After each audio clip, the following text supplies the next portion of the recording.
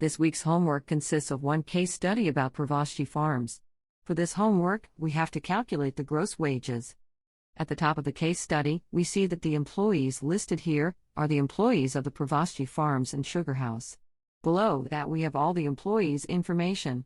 For instance, Thomas Millen was hired on February 1, 2021, as were all other employees. He is a production manager and is a full-time, exempt employee. He is married and has 4 dependents. 3 of the dependents are under 17. His pay rate is $35,000 per year. Avery Toll, the next employee, is a production worker. He is full-time, non-exempt, single and has a pay rate of $12 per hour. Avery has no dependents. Another employee is Joel Schwartz, who works in sales and is full-time and exempt. He is married and files jointly, has an annual pay rate of $24,000, has 2 dependents under 17, and receives commission pay. Let's look at the rest of the information for this case.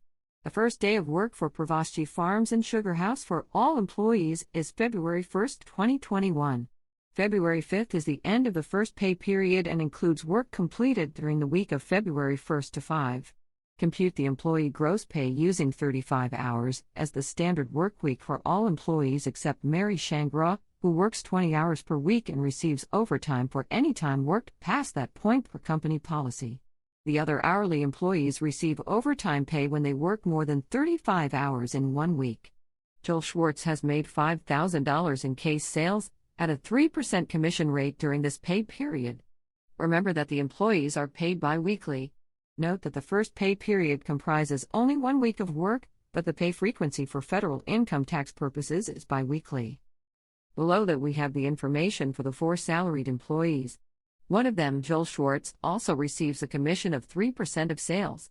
Next, we can see the names of the 4 non-exempt employees. Avery Toll and the last employee on the list worked 35 hours each, so there is no overtime.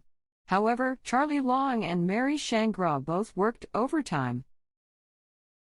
What do we now have to do for this homework? We are going to fill in the payroll register shown right here.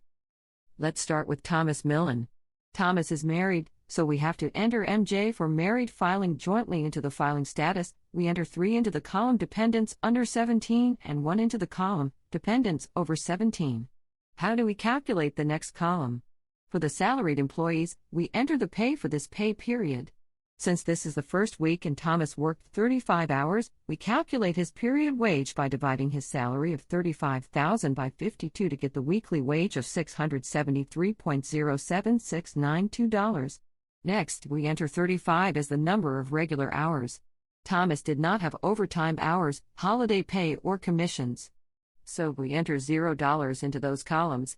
Thomas' total gross earnings are, therefore, $673.08. Next, we'll continue with Joel Schwartz. Joel works in sales and receives commissions. Joel is married, so we have to enter MJ for married filing jointly into the filing status.